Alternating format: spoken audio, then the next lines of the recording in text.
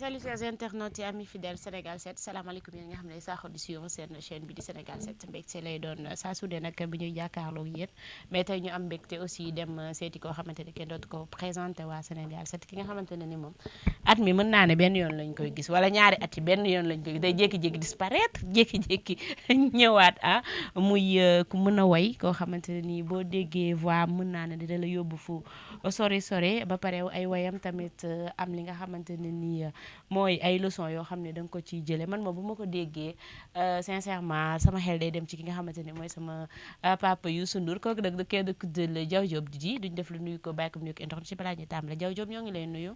maa ngi lay fay jaar yi di kontaan trop di la nuyu ñi nga xamante ne ñoo ñuy seetaan tey à travers Sénégal 7 di leen wax ni Diaw Diop di la yàlla na jàmm yàgg Sénégal kontaan naa ci teew fi tey. amiin tendance bi ma la tendance déggoo ko ki nga xamante ne day disparaître at mi benn yoon lañ ko gis wala ñaari at yi benn yoon Diaw Diop lu waral loolu Diaw Diop la ma sa problème ak ñun.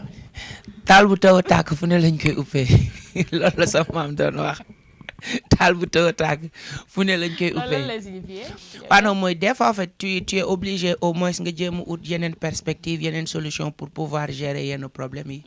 et que tey ok musique dafa nekk loo xamante ni ak fi mu toll en ce moment. côté culture bi dafa xaw a sant njaay. tu vois donc aussi waa njaayee ni gis nga waaw lu baax rek. maa ko xëpp njaayee ni donc des fois da ciy baax yeneen perspective xam nga jéem a xool yeneen horizon pour pouvoir trouver des solutions. lan moo tax nga xalaatee foofu en fait Diaw Diop parce que dañuy gis ni souvent comme ni nga koy waxee sànq nga ni musique bi dafay toll foo xamante ni foog nga changer parce que bu ñuy seetloo da ngay jékki-jékki rek dem ba mu neex la nga ñëwaat Diaw Diop looñu jàppee ñun Sénégalais yi loolu laa bëgg a xam loolu rek man laa bëgg a xam. pourtant bëgg leen a bëggal rek parce que tey bu fekkee en fait jaar yi musique dafa nekk loo xamante ni dafa laaj ay ressources et que pour nga bëgg a bëggal ñi ni des fois tu as des idées yoo xamante ni da nga koy bëgg a concrétiser te ay moyens ñoo koy réaliser léegi moyens yooyu bu fi nekkul tu es obligé nga jéem ut yeneen perspective yeneen solution pour pouvoir am moyens yooyu afin à ce que boo ñëwee tey nga def ko pour que Sénégalais yi gis ci seen bopp loolu rek mais ba tey maa ngi ci musique bi jusque des fois mu dugg sous-marin xam nga lijjanti yenn affaires yi continuer ñëwaat non waxuma musique bi doxul de waxuma. Diaw Diop musique bi doxul de. yaa ko wax de man waxuma ko. mais bu musique bi doxul Diaw Diop ngeen daw génn mais xale yi lan la ñuy def xale yi nekk seen ginnaaw nan la ñuy def Diaw Diop est-ce que du ngeen xalaat foofu tamit Diaw des fois doo xalaatee foofu. mais ñun daw ñu génn man maa ngi fi ba tey man Sénégal laa dëkk. yow kañ nga fi gëj. waaw non parfois nga génn mais damay ñëwaat. maanaam man lu ma mënti génn damay ñëwaat yow gis nga ni tey ñu ngi fi yàgg ñu fekk studio. fii la ñu toog tout le temps ñu ngi jéem a lijjanti di créer mais comme je te dis des fois aussi nga am ay yeneen prestations yoo xam ne c'est à l'extérieur. et que bon du ma ko nëbb ces 2 dernières années j'ai plus privilégié les deals yi nga xamante ni moom laa amoon à l'extérieur. et c'était normal parce que la situation du pays ne bougeait pas trop. mais n'empêche bu ñu paree li ñuy lijjanti wala li ñuy liggéey à l'extérieur on rentre. dañuy ñibbisi. mais musiciens yëpp bu ñu xoolee côté boobu est-ce que musique du suuxee biir Sénégal tamit. non moi je dirais pas suuxee xam nga tey liy suuxeel musique mooy bu fekkee acteurs culturels yi dañuy continuer di def musique et que tey derrière duñ ci gis seen bopp. mais tey bu fekk comme li nga wax bu fekkee musique doxee demeetul noonu xaw na met tuuti nga dem keneen def noonu est-ce que musique dina avancer. non pas dem toog xam nga tey li may expliquer. non doo dem toog mais da nga dem toog benn 2 ans. toog benn 3 ans non tooguma benn 2 ans de c'est-à-dire fi may waxee mooy tey Diary il faut comprendre un truc il y a pas que la musique. yeneen secteur yëpp en ce moment tey qu'on le dise ou pas ñëpp xam nañu c'est un peu serré. waaw donc ci dëkk bi en ce moment c'est un peu serré même dans les autres secteurs. léegi n'empêche boo amee ay perspectives parce que musique ngay def. boo amee yeneen liggéey yu ñu la proposer en dehors du pays tu es obligé d'aller le faire parce que ñun tamit dañu opter pour nekk ay musiciens ci la ñuy dund. mooy suñu activité principale donc il faut tamit ñu jéem am ay ressources. parce que voilà sinon du sotti. ok du sotti. donc à part musique bi am na leneen looy liggéey. effectivement parce que tey voilà je sais pas les autres mais man en dehors de la musique je suis dans l'entrepreneuriat. macha allah damay nekk di def leneen loo xamante ni tey j'essaie juste fàtte boor bu nekk quoi. noonu la. fatt côté yëpp quoi. ñu gis ni aussi bi nga ñëwee gis nañu benn single boo xam ne génne nga ko je pense que si album bi la bokk muy Ndaanaan nga def ci benn clip bu am solo waaye macha allah. waaw donc voilà single Ndaanaan bi je pense que tey moom la gars yi njëkk a jot ci album bi. Et que voilà dafa nekkoon un morceau boo xamante ni dans l'album dafa am dimension boo xamante ni moom laa ko joxoon ci album bi. Parce que c'était une façon pour moi de dire à cette population à ce grand public ki nga xamante ni ñoo ñuy déglu. ne leen ñun ay sëtu ndaanaan lañ. macha allah ñun ay doomu ndaanaan lañ. macha allah kon jikkoy ndaanaan la ñu war a doxee di ko waxee di ko jëfee et que fàttali Sénégalais yi que ni am na loo xam ne ñun dañ ko war a jomb. donc voilà moom la ñu def clip bi ànd ceeg ay ndaanaan. et que ñu génn et le public l'a très bien accueilli. macha allah sànq maa ngi koy wax ci ay biiri wax maa ngi naan la tey jii bu fekkee dafa metti yéen ñi nga xam ne yéenay grand yi ngeen daw génn xale yi nan la ñu def tey jii boo amoon conseil boo xam ne da nga koy jox sa rakk yi nga xamante ñoo ngi nekk door a dugg ci musique lan nga leen di wax. ma dama naa leen pour ñu am patience rek. parce que tey musique dafa laaj patience mais dafa laaj beaucoup de travail. parce que nga liggéey bu baax nga am patience et que nga topp sa passion mais en même temps tamit nga xam ni voilà lii boo ko opté ni ci nga bëgg a tekki liggéey la. et que liggéey boo mënti gis da nga koy jox fulla jox ko temps jox ko fayda bu mat sëkk ak recherche bu doy. pour que mu mën la jariñ. génn nga aussi album depuis le 4 décembre mais ñu gis ni album bi mën naa ne ñi ko yëg bëriwul. lu waral loolu. wala à l'extérieur nga ko gën a kiiwee ko. non même pas c'est-à-dire c'était un album qui devait sortir depuis 2019. donc je me rappelle Covid mais bi Covid bi ñëwee. voilà c'était pas le bon moment pour génne album bi. après aussi avec la situation du pays c'était pas trop stable. on s'était dit que ni nañu xaar. mais bi may ñibbisi fekk na maa ngi voyager et que 2 ans yi nii tooguma woon. bi ma ñibbisee l'idée c'était quoi de sortir l'album parce que à chaque fois bu ñu doon toog di xaar le moment opportun. dafay nekk di compliqué. et que aussi bi ñu ko génnee tamit dañu amaat yeneen deal. et que Ramadan bi aussi mu ngi doon ñëw. donc on a sorti l'album. dem continuer def ci suñuy deal à l'extérieur. xaaraale weeru koor gi jeex. et que bu ñu ñibbisee nag ñu commencé doog a lancer promotion bi. génne premier clip bi moo tax ñu di doog a jot ndaanaan yi et là on est en phase de promotion. pour que sénégalais yi xam ne album bi génn. album bi ñaata titres la. album bi c'est 7 titres. 7 titres ak 3 titres yoo xamante ne dañ ko ci rajouter au total day nekk 10 titres. ok macha allah mais génne album 10 titres yomb na Diaw Diop. bon c'est pas du tout facile. mais tey en fait ñun ñoo opté nekk ay artistes ñoo opté nekk ay musiciens. et voilà on a sorti avant ça des singles yoo xam les Sénégalais l'ont très bien accueilli. donc voilà l'idée c'était de faire une continuité. et continuité bi c'était quoi mooy ñu proposer leen un album. donc du coup c'était pas facile. mais boo bëggee dara et que tey yow tamit yaa opté ni da nga war a bégal population bi da nga war a def li nga war a def. donc l'album c'est là Naafio la tudd. nouvel album. pourquoi Naafio ñu jox leen ko. waaw Naafio parce que Naafio mooy noo leen def je pense. na ngeen def. ok parce que àdduna lépp loo ci gis séeréer. waaw ci séeréer. àdduna lépp loo gis dafa am tàmbali. ok te tàmbali ci lépp lu ñuy def ñun ci suñu culture mooy booy tàmbali dara. da nga naan salaamaaleykum. ok parce que boo yeewoo da ngay nuyoo. ok donc bi ñu yegsee dañoo nuyoo. macha allah ne Naafio nuyoo bu am solo. yegsi na nuyoo bu am solo. macha allah ñu gis aussi ñu def benn remarque ci Diaw Diop parce que gis nañ ni gars yu bari suñu demee war a ñëwaat comme bu ñu demee ñu toog benn instant gi déggatuñ ne bu ñu ñëwee dañu créer benn bad buzz soit pour seen album soit pour seen single mais gisuñu ci Diaw Diop lu tax duñ la gis ci yooyu Diaw Diop. bon en fait pour man chacun a sa façon de voir les choses. ñun musique la ñuy def. et comme je dis souvent man je ne fais pas de la musique pour le buzz. ok je fais de la musique pour faire une carrière. ñi moo tax ñu naan Diaw Diop daa waane. waaw loolu la ñuy wax dama bëri tiitar. waaw loolu la ñuy wax. kii dafa compliqué boobu dafa bëri tiitar but still you know. parce que pour man ku ci nekk ak sa bëgg-bëgg ak sa gëm-gëm c'est très important de ne pas laisser les autres ñu influencer le selon ñoom seen gis-gis. ak seen xalaat ak leur façon de voir. man tey ma façon de voir j'aime la musique carrière laa bëgg a def. et que daf may jaral ma def ci li ma ci war a def. et je pars à mon rythme. donc bi ma ñëwee musique laay def j'ai envie de proposer aux Sénégalais. musique boo xamante ni dafay am qualité un album boo xamante ni liggéey bi ci war yëpp def nañ ci lépp lu ñu mën. après tu les laisses apprécier naturellement. sans pour autant ngay def yenn bad buzz yi parce que pour moi nous devons donner l'exemple quoi un bon exemple. mais des fois critique yooyu nan la ko jaw jóg dundee booy bi dafa soof booy bi dafa bëri titre du sori si musique parce que doo du yàgg da nga koy dégg. dañuy non wax yooyu. positivement parce que xam nga tey pour man boo demee ba nekk artiste war nga mën a am esprit de dépassement et que nga dékku nga ni yaa opté benn métier boo xamante ni ils ont le droit de parler sur toi. de donner leur avis et leur point de vue. mais dans le respect. ok léegi nag man je le prends de manière positive. tey ku ñëw wax ma dara damay déglu. mais l'essentiel comme je dis man xam naa ki ma doon. xam naa man maay kan. xam naa ci lan laa focus et the type of person I am. so le reste you know I don't care you know. américain nga. mën nañu wax seen. américain nga américain. I mean I really don't care ñoom mën nañu wax seen point of view. I don't mind and like ma continuer def li ma war a def. l'essentiel mooy man xam naa ki ma doon. ak tey voilà li ma war a def. macha allah album bi est-ce que am na ay artistes yoo ci invité. effectivement parce que ci album bi am na ci ay ndaanaan yu ci nekk. parce que c'est un album boo xamante ni bëgguma woon mu nekk album juste ay morceaux yoo xamante ni c'est plus pour entertainment wala des challenges TikTok.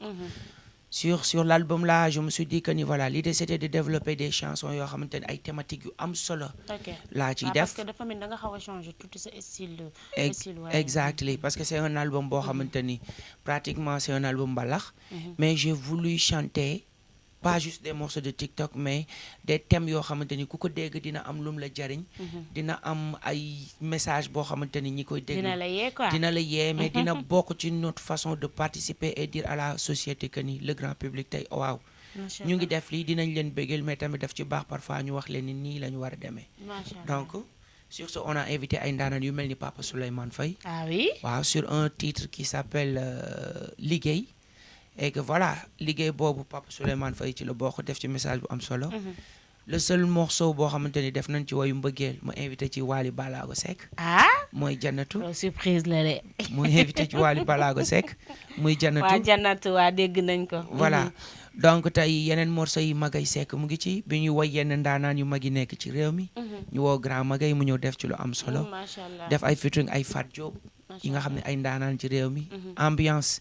bëgg tey yëngal banlieue bi ñu woo ci Pagaay Mbay donc def nañ ci featuring ak ay ndaanaan yu bare bare bare waaw aussi Diawjo ñu gis benn respect boo xamante ne da nga ko am ci ndaanaan yu mag yi ku ci mel ni Youssou Ndour ku ci mel ni Souleymane Faye ku ci mel ni Baaba Maal lu waral loolu waaw parce que dama yaakaar ni tey ñoom ñooy nit yi nga xamante ni tey ñoom ñoo ñu jiitu te dañ ni tey ku la jiitu ci néeg bu lëndëm moo lay taalal lampe bi et que ñoom def nañ ci réew mi loo xamante ni ñun nouvelle génération bi artistes yi li ñu war a def mooy jox leen seen cër seen dayoo njukkal leen sargal leen ba pare ñoom li ñu tàmbali ci liggéey bi ñun ñu ñëw yeggale ko macha allah bi nga defee son ak ki nga xamante ne mooy sa frère Wally Ballago Seck lan nga sentir waaw en fait contentement la woon parce que tey pour man la musique c'est le partage donc le fait que moom mu am esprit de dépassement boobu ndaku partager avec ses jeunes frères donc dafa nekk loo xam bi mu ko defee Sénégal yëpp l'ont très bien accueilli c'est vrai et que voilà j'ai bien aimé touche bi nga xamante ni apporté na ko ci et on l'a fait de manière très naturelle et le grand public a apprécié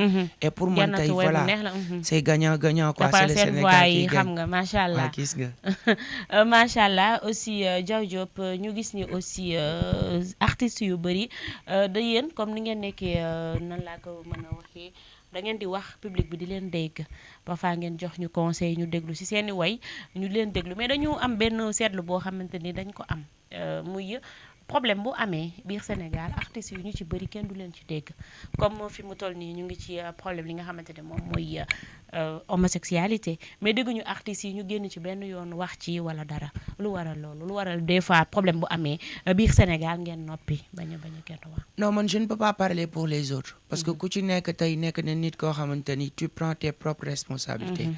but man à ce qui me concerne. lépp lu ma gis ne lii war naa ci àddu wala war naa ci sànni sama kàddu. je le fais de manière naturelle. sans pour autant ma xaar ci influence qui que ce soit. wala pour def ko ngir bëgg ñi ne wax na wala def na lii. tey yàgg na lu yàgg xew ci dëkk bi. dañuy génn wax. donte nag peut-être amaana suñu baat am na fu mu yegg am na fu mu yeggul. et que tey dafa am nu dëkk bi di doxee. mais lépp lu ñu gis ni lii tey war nañ ci wax. dañ koy wax. et tey bokk na ci loolu tey boo dégloo morceau ndaanaan bi maa ngi toog di yeete. di éveiller di leen wax ne leen Sénégal dafa neexoon. ndax ngor ak jom la ñu làmboo woon te ay ndaanaan ñoo fi nekkoon. dëgg la. ñun lii moo ñu war ñun lii war ñu. donc c'est notre façon à travers la musique de conscientiser. et de parler sur les faits yi nga xamante ne moo nekk di am ci société bi. à travers la musique et que nit ñi xam ko. des fois aussi à travers un discours. pour bien éduquer et sensibiliser. et man je le fais à ma manière. sans pour autant aussi nag def ko pour juste bëgg ñi ni naw def nga ko nga ut buzz tudd turu jàmbur def fi yooxu non non pour man ça n'a pas de sens. lépp lu muy def dafa war a nekk loo xamante ni lu naturel la. mais lu réel la loo xamante ni da nga ko def pour jublu ko nit ñi am ci njàngat mu jëriñ leen. instant bi ban position nga am ci loolu ci wàllum homosexualité ban position. non mais position bi ñu ci am c'est clair ñun ay jullit lañ. ay jullit lañu dañu yar ci diine yaruñu ci l'islam te suñu diine ci boppam moo ñu ko tere. te lépp lu ñu suñu diine tere kafuñu ci réewuñu ci ànduñu ci benn yoon. parce que ay doomu jullit lañ dañu am suñu propre culture. c'est vrai. dañu am suñu propre croyance. dañu am suñu propre base yi nga xamante ni tey moom la naan de bottom line. et en tant que sénégalais. li may wax rek ci morceau ndaanaan bi ñun waruñu ñu ci dégg. donc position bi ñu ci am mooy ñun gisuñu góor jigéen ànduñu ci. waxuñu ci jëmuñu ci sunu yoon nekkuñu ci bëgguñu ko. loolu moom c'est très clair là-dessus. donc ci pare nga d'accord nga pour ñu nu mu tudd sax pour ñu criminaliser ko. xam nga tey dafa am dans un pays où tey ku ci nekk dafa am benn rôle boo xamante ni war nga ko def. et je pense que tey ñi ñu teg ci bopp réew mi li population bi soxla mooy ñoom li nga xamante ni bu ñu gisee ni mooy li jariñ askan bi loolu la ñu war a def. donc débat boobu biñ ko soulever. xam nañ ñi ko porté yóbbu nañ ko assemblée nationale. ñi nga xam ne ñooy jiite réew mi xam nañ liñ ci war a def te ñoom dinañ ko def ba mu mat sëkk. mais bi nga déggee genre affaire yooyu ci sa biir réew en tant que jeune en tant que artiste en tant que góor yàlla lan nga sentir ci sa biir xol. non li ma sentir mooy revenir juste à la base mooy sur éducation de base. c'est très important. gis nga nit ki sa maam da doon wax wéet gore wéetaliku gore. sa maam da doon wax ni buñ la xasee ba yar la ba pare. yow dina am loo xamante ni même bu la kenn gisul yow di nga ko jomba def parce que loo jombale sa bopp la. pour man nag on doit juste revenir à la base à la source mooy yar xale yi. xamal leen ñoom ñooy ñan ñoom fan la ñu bokk lan la ñu war a def lu ñu warul def et pour man buñ xasee ba def loolu ba ku ci nekk xam ki nga doon rek lu ci bëri tey dootuñu am problème yooyu. parce que ñoom ci seen bopp ñoo koy jomba defal seen bopp. macha allah ñu gis ni tamit am ngoon nga relation boo xamante ne ni xawoon na dëgër entre yow ak ki nga xamante ne moom mooy Jimmy Mbaye deseem nan la def. sama beaucoup xam nga père tey loolu dafa nekkoon loo xamante ne bi ñu ko yëgee xam nga pour man képp kuy acteur culturel am nga lu la metti parce que au-delà de l'artiste il y avait une personne boo xamante ni humanité bi nekkoon ci moom like foo ko natt jéggi na ko. je me rappelle su ma daan dawal parce que ñoo bokk koñ. dama ñëw droite mu ne ma joxe go àllarba bi ñu toog échanger ci OFM ci waxtaan su ma ko joxee mu conseil ni ma defal nii. donc bi muy am fekk ma fi mu ma fekk États-Unis mais bi ma ko déggee franchement amoon naa benn yëg-yëg boo xamante ni voilà j'arrivais même pas à l'expliquer. donc di ko jaale. xam nga le monde de la culture di ko jaale ñëpp. sa famille. di ñaan yàlla yërëm ko te jéggal ko. xam nga ci képp ku mu mos a bëggal rek di ñaan suñu borom ñu àndandoo ñaanal ko yërmande suñu borom ak njéggalu suñu borom. macha allah est-ce que mën nañ xaar Diaw Diop mu def featuring ak ki nga xamante ne ni moom mooy Mia Guissé wala ki nga xamante ne moom mooy Vigie parce que gis naa la yow ak Vigie trop loolu dina neex de. mën nañ xaar yooyu ah. non mais dafay romb neex sax parce que comme je dis da naan two head is better than one. lu benn nit mën. ñaar ak ko daax. et da ngay gis ni like bu ñu dajaloowee rek. ñun ci suñu bopp ñoo ciy gagné donc pour man collaboration dafa war a gën a bari pas que man ak diw Modou Ndiaye ak Pathé Nafi ak Demba tey bépp buñ ko defee rek ñun ñëpp ñoo ciy àndandoo gagné loo xamante ni tey moom mooy jariñ Sénégalais yëpp et que voilà man je suis open muy samay rakk ak samay mag ak samay papa képp ku ma am opportunité pour ñu collaborer s'il s'agit de faire le premier pas envers l'artiste man dama koy def. Inch'Allah mais est-ce que am nga yenn relation yi ak artistes yi tamit yenn artistes yi. non man relation laa am ak ñëpp ay Momo Dieng ku ci mel ni ay. dama am relation ak ñëpp parce que comme je dis ñun ñëpp ay frères et sœurs lañ. ñii suñuy tonton lañ ñii suñuy papa lañ ñii suñuy rakk lañ et que ñun ñëpp ñoo bokk di def la même chose donc tey bu ñu dajaloowee rek dafay am njëriñ pour ñëpp. mais n'empêche moi je suis quelqu'un qui ne force pas les relations. ah parce que nee nañ Diaw Diop dafa métti de. non même pas Diaw Diop bañkat la. même pas non j'ai des principes tey loolu du ma ko nëbb. des fois ma toogandoo par exemple ak ñi may liggéeyandool ñu ni ma noo waroo waxee nii da nga war a def nii ma leen noo mën mënuma foo mënuma peut-être pour naxasaale. pour lu neex nit yi. dama bëgg man doon ki ma doon. man nii laa mel. su ma la signé rek dëgg la ci man. pourtant du metti du ma tricher mënuma ko même si j'essaie ok te peut-être am naa xelu comme li gars yi di def jéem a naxante fii matt fii œuf et tout ça non man pour ma nekk à l'aise il faut que ma wax li nekk ci man il faut que su ma la reetaane rek dëgg la ci man voilà aussi tamit du ma dem fuñ ma wowul du ma dugg lu sama yoon nekkul su ma xamul damay maandu te aussi damay éviter tout le temps waxta waruma wax ndax weja jëj ju bëri baaxul. macha allah ana sa maam. jaari baal saa foofu ñëwee di ma laaj sama maam c'est ma vie mu ngi fii. alhamdulilah sant yàlla. mu ngi ci jàmm mu ngi fii mu ngi ci jàmm ñaan yàlla gën ko guddal fanam. amiin amiin gën ma suturaal ñun ñëpp ba ñu teral ko. amiin ba nga xamante ni lépp coono bu mu dajoon ci ñun rek. amiin xolam dina sedd ci ñun. yàlla defal ko maam yee. kañ nga takk soxna. man yàgg na de. man yàgg na. déggu ma. yàgg na. yàgg na lan. yàgg na. kañ ngay takk soxna nga ne ma yàgg na. man yàgg na laa la wax. xam nga yow man lépp lu jëm ci sama vie privée. je sais faire la part des choses. yow kañ ngay takk soxna nga ne ma yàgg na. moom laa la wax yàgg na. par réponse. yàgg na. yaa ngi noonu rek yow. mais baax na amul problème nu ma la wax dara mais est-ce que mën nga ñëw si sa projet bu fekkee am na projet yoo xam ne yaa ngi si. donc pour le moment on est en phase de promotion pour l'album Nafio di wax ni Sénégalais yi dem leen ngeen déglu Nafio ku déglu Nafio. Nafio mexeme. xaaral ma ñamal leen ton nga déglu. daay jaari déglu la ma way. non da nga mën nag. déglu moom dañ la koy nangul moom da nga mën. déglu mais nawloo wooju li ngay bañ ma wax la ko. ne nii rek nga génn Sénégal Diaw Diop am na loo xam ne. déglu la ma tooga ci réew bi.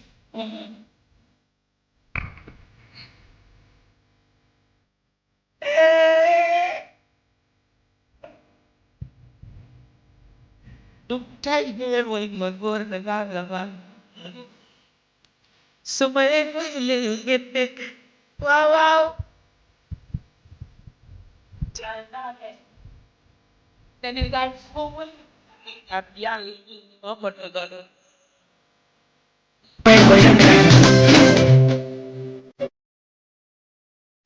est-ce que dégg nga lii ma ne ko woykat yi defar leen rang yi yaa boy li ñëw na yaa boy li woy naa ngi egsi na way daa am way yentu dafa am way yentu dafa am mais du ngeen xam na bu la mën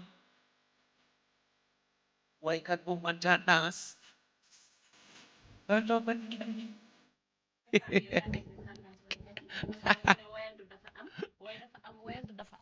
wayandoo dafa am mais ku ne xam na que la mën yow instant bi yaa nekk ci tendance waykat kan moo moom loolu nga kan moo ko moom. non mais li ma wax téere la wala du téere. dama ni kan moo moom non d'accord nga ni way dafa am. non loolu am na. wayantu dafa am d'accord nga. waaw wayandoo dafa am. waaw mais ku ne xam na ku la mën. mais da nga bëgg a wax ne xale yi mënuñu. non waxuma mayuñu la. est-ce que dégg nga li ma dama ni. way dafa am. wayantu dafa am. wayandoo dafa am. mais ku ne xam na ku la mën. d'accord nga wala d'accord. kon yaa mën xale yi. non d'accord nga wala d'accord. doo ma dugal de lu leer laa lay wax man ñëpp samay xarit lañ doo ma dugal Diaw Diop. non man ñëpp samay xarit lañ mais li ma la wax téere la wala du téere. mën nga daal waaye xale yi itam mën nañ mën nga mais ñee itam mën nañ. na leer déglu la ma wax déglu la ma ko wax déglu la ma ko wax déglu. ma ne ko déglu ma ne ko. taataan laa ñaari yoon. man naa ci bi boor man dama boor. di jëm lu neex kenn du ko forcé. day dem épée.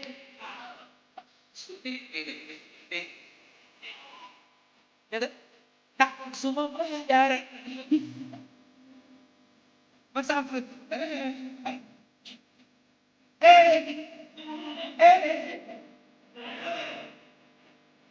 boobu suma waaye yaara di daw.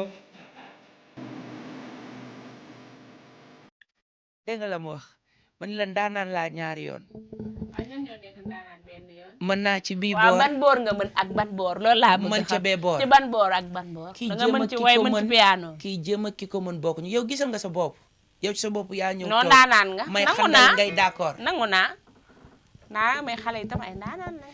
non ndaanaan dafa bëri fii ay ndaanaan a nekk ci réew mi mais man laa la wax mën naa ci bii boor man ca bee boor kii jéem a ki ko mën bokkuñu ah waaw baax na mën na ma sonn doo ma jaxasee xale yi de yéen ñëpp a mën yéen ñëpp a mën.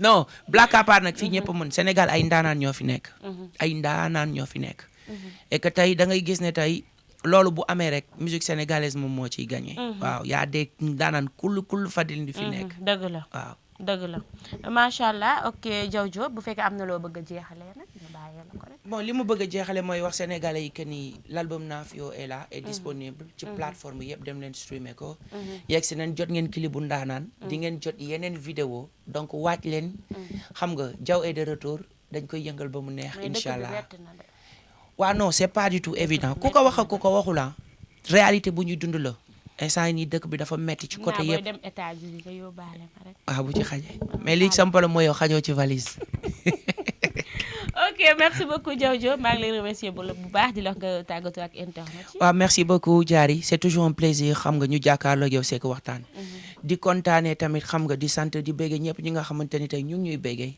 yéen public bi yéenay suñu doole suñu woyee pour béggal leen su ngeen ko jëlee consommer ko dafay nekk lu ñu neex yàlla na jàmm yàgg Sénégal ñi tëdd ci lalu hôpitaux yi yàlla na suñu borom fëgg seen bopp yëkkati leen ñi caabi féete ginnaaw suñu borom dimbali leen ba ñu delluwaat ci seen njaboot ak wër gu yaram jàmm sax Sénégal yàlla ngir yàlla ay milliards biir Sénégal quoi yàlla ngir yàlla ngir yàlla waay ay milliards biir Sénégal waaw yàlla geesuñu indil ñu xéewal bu baree bari biir Sénégal parents yi am lu ñu yóbbu seen kër yi xam nga tabaski bii di ñëw xam nga teggi yenn njàqare yi yenn parents yi yombal suñu dund et que voilà saxal ñu ci diine. amiin peace up. ok merci beaucoup Diaw Diop maa ngi lay jaajëfal bu baax di remercier internautes yi nga xam ne ñooñu doon seetaan di remercier aussi sama caméraman Fallou Mbaye ma leen di jaajëfal di leen jox dig daje beneen yoon merci beaucoup.